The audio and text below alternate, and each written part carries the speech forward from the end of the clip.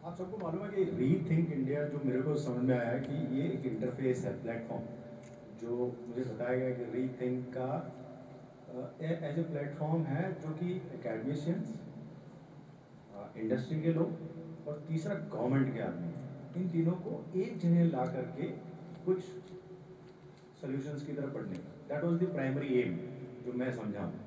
तो हिमांशु दा इंडस्ट्री को रिप्रेजेंट कर रहे हैं और अनफॉर्चुनेटली गवर्नमेंट को मैं आज रिप्रेजेंट कर रहा हूँ। इससे पहले हम बदगार साहब की तरफ जाएं, चंद एक चीज़ें, बिकॉज नहीं तो बाद में रिपीटेटिव हो जाएंगी बहुत सारी बातें, बार बार वही होगा।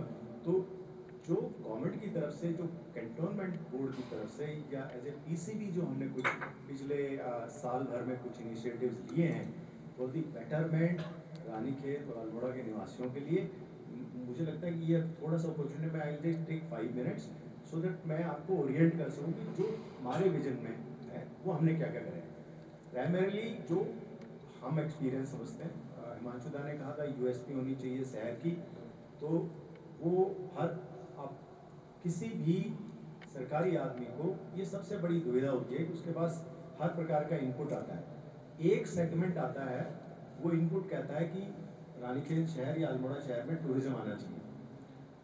यदि ये दोपहर की बात है तो शाम को एक सेगमेंट दूसरा मिलता है आपको, वो कहते हैं कि रानीखेत में टूरिस्ट नहीं आना चाहिए क्योंकि जो भी टूरिस्ट से रिलेटेड प्रॉब्लम होती हैं वो बढ़ती हैं, गार्बेज बढ़ेगा, ट्रैफिक बढ़ेगा, पीस खत्म होता है, ये सब। तो एज एडमिनिस्ट्रेटर, एज पीसीबी, ये आपकी दुविधा है कि ये बैलेंस कहाँ बनाना है।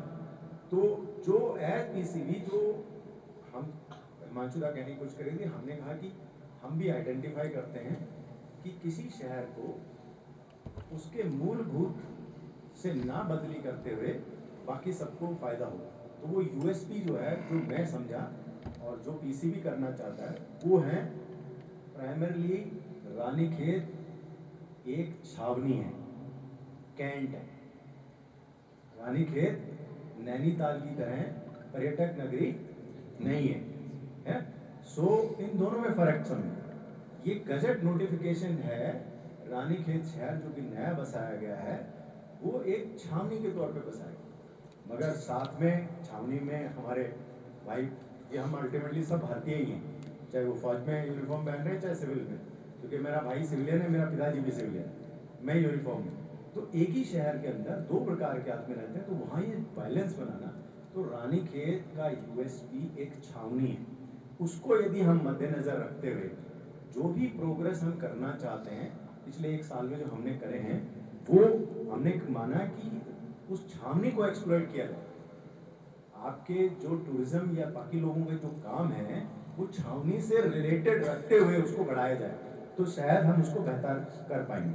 तो जैसे हमने इसको प्रमोट करने के लिए जो हमारे पास एक वॉर मेमोरियल, अभी तक हम ये सोच रहे थे कि वॉर मेमोरियल मिलिट्री का वॉर मेमोरियल, हमने उसको कोशिश करी, उसको खोल दिया, एक नया गेट बनाया गया, एक नई एक्सेस बनाई गई, उसके अंदर एक नया आदमी नियुक्त किया गया जो कि आज आपको वॉर मेमोरियल के अंदर कंडक्ट टूर कराता है, आपको अंदर ले जाता है, आप फ्लोर, आप अपनी तरफ से रीत ले कर सकते हो आज।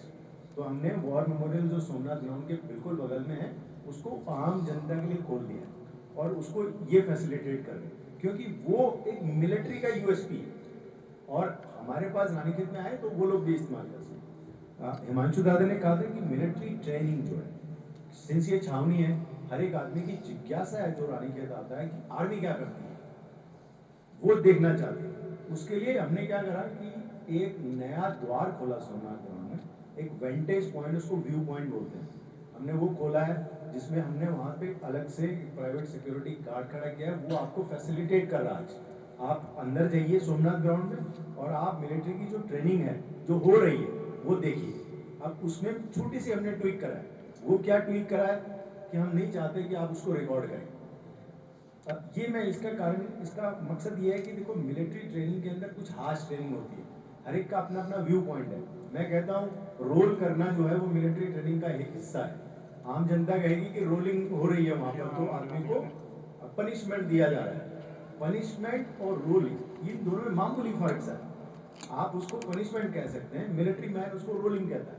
तो हम चाहते हैं कि वो रिकॉर्ड ना करें, आप देखिए। तो ये एक नया हमने वहाँ पे किया है कि सोमनाथ ग्राउंड जो है आम जनता के लिए खुला हुआ है और आप कभी भी जा करके वहाँ विजिट कर सकते हैं। हिमांशु दान का है गोल्फ कोर्स। गोल्फ कोर्स 24 घंटे आपके लिए खुला है, कोई भी आदमी उसकी खेलना चाहता है जब भी खेल सकता है। इसके अलावा एक अलग सेगमेंट है जो कि रानीखेत में एज ए प्रेसिडेंट बहुत बार ये बात आती रहती है कि रानीखेत आम जनता के लिए, पब्लिक के लिए पिकनिक बनाने के लिए खोला जाए ज़्यादा समय के लिए। तो आज की तारीख में उसकी समय भी बढ़ा दी गई है। हाँ, साथ में कैंट के रेस्ट्रिक्शन है कि आप क्या अंदर लेकर के जाएंगे।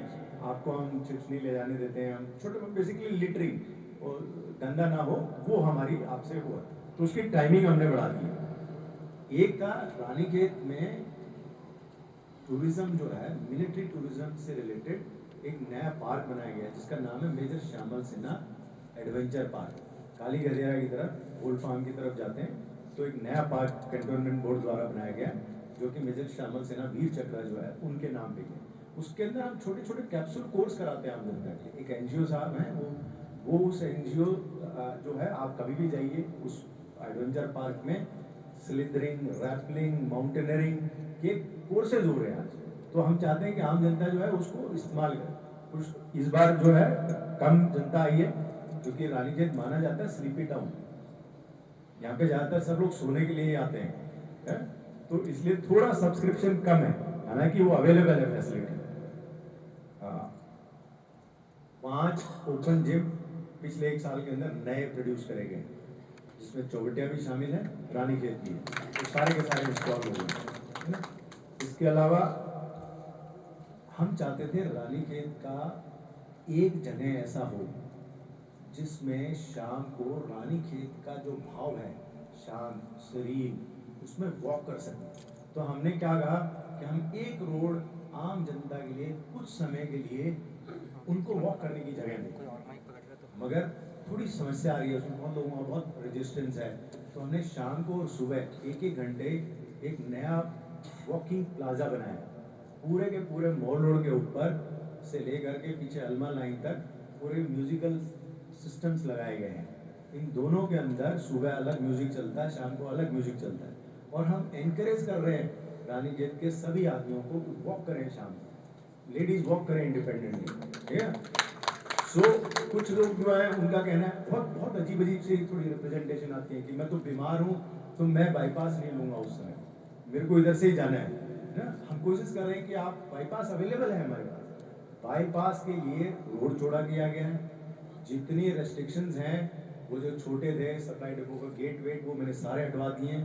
उस वो रोड को हम एनकरेज कर रहे हैं। उसमें मात्र टोटल मैंने खुद जा करके देखा, टोटल 6 मिनट का फर्क आता है बाईपास यूज करने में और वॉक करने वाले रोड पे।